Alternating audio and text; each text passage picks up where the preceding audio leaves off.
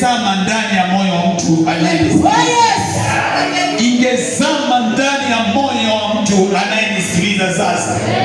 Ajue Yesu sio Mungu anaoishi mbali sana.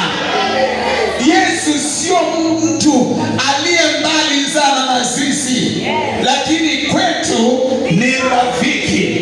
Anasema siwaiti watumwa tena, lakini nawaita rafiki. Mikata ya mashaka.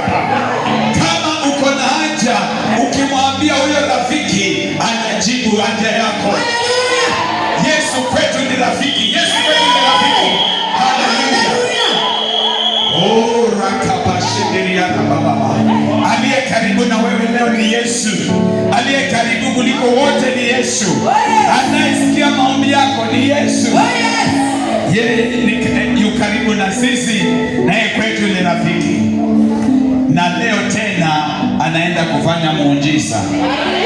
Na leo tena anaenda kutana na haja ya moyo wako. Na leo tena anaenda kukutana na wewe. Haleluya.